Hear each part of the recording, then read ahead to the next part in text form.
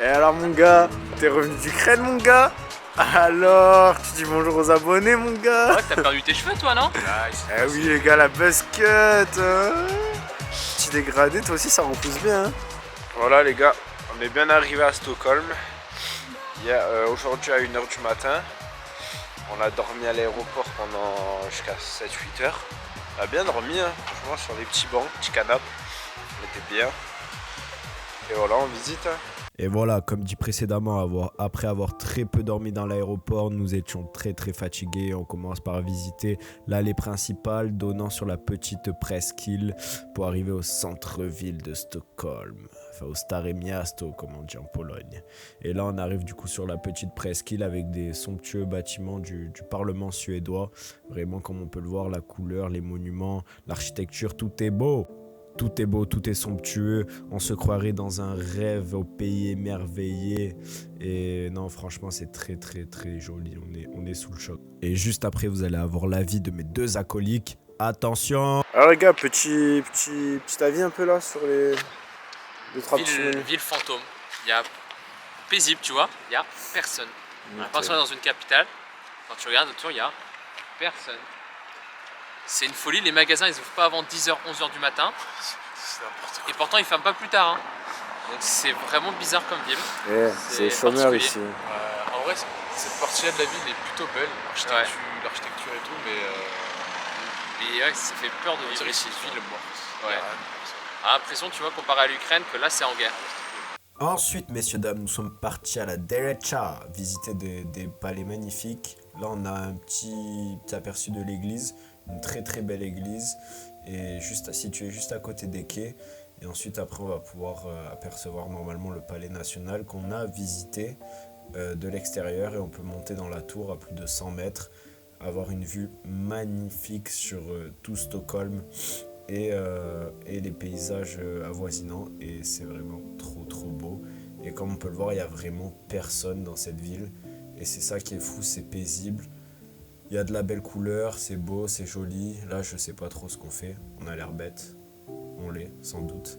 Et voilà, encore une fois, ce magnifique bâtiment, l'église, c'était vraiment un périple hyper reposant pendant notre Erasmus. Magnifique petite ruelle, et juste après on va aller visiter le palais royal. On a assisté à une cérémonie comme on peut le voir juste ici. Je vous laisse avec ça.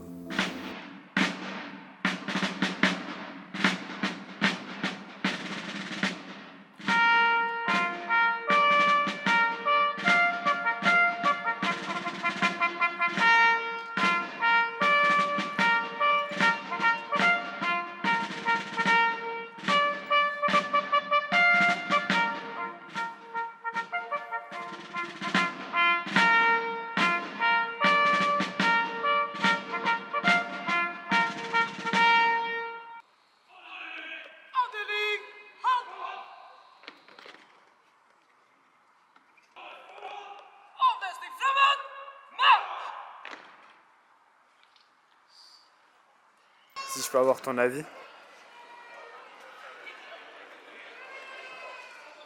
T'en penses quoi? moi j'en pense rien, mon gars.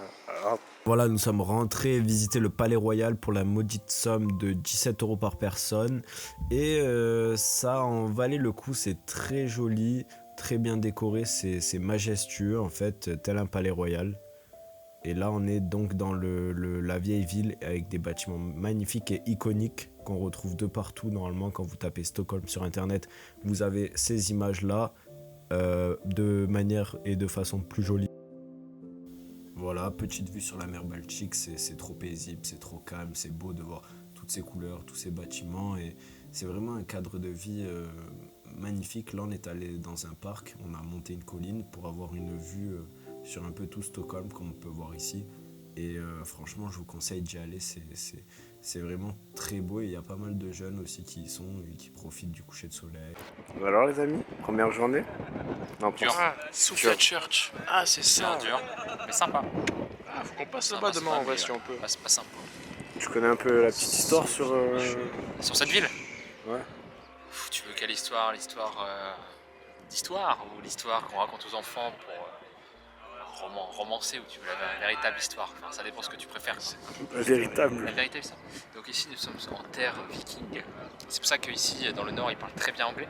Parce que pour la petite histoire, les vikings ont été en Angleterre faire de l'invasion pour récupérer l'or, on va dire, surtout des églises et tout l'or de l'Angleterre. C'est pour ça qu'ils parlent très bien anglais, parce qu'il y a eu du coup des générations qui ont commencé à apprendre l'anglais pour mieux comprendre les populations de là-bas. C'est pour ça qu'ici ils parlent très bien anglais. Et du coup, bah là, on est en face, nous avons la mer, parce que c'est l'accès direct pour les dracars. Quelle Pour mer qu'ils par partent, simple. la mer Baltique. Ok, C'est très bien. la mer la plus connue dans le nord. C'est la mer du coup entre la Pologne et la Suède, si vous voulez voir à peu près géographiquement où vous êtes. Et ben voilà, c'est juste un point de vue pour voir l'arrivée des dracars après et pouvoir célébrer leur victoire face aux Anglais. Voilà, ben merci en tout cas. Et je pense qu'on se retrouve dans de prochaines aventures. Yes, on se retrouve pour le Ragnarok. Allez, ça marche. Bah les gars, écoutez-moi, si vous êtes chaud, on peut aller tout droit là-bas, là. Tu vois la grande église là? Bon les gars, voilà, samedi matin, après une bonne nuit de sommeil et dans un bon matelas, ça a régalé. Là on va visiter 3 musées. Le musée Vasa, le musée des Vikings et comment il s'appelle le musée à l'extérieur? Skansen. Donc ça va être une petite journée musée là, très intéressante. En plus on pète la forme. Et regardez-moi comme il y a des gains dans cette ville. Il n'y a pas un chat. On est sur l'île Amar-Billeden.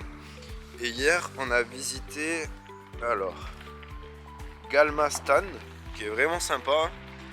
On a vu la garde royale là. C'était cool hein. Pourquoi tu rigoles? Eh chef, pourquoi tu rigoles? Bah t'as un grand sourire. T'as un grand sourire, je rigole pas. Bah c'est bizarre quand même. Je voulais te parler là. Et Je voulais te dire. ah ouais, on est allé là-bas.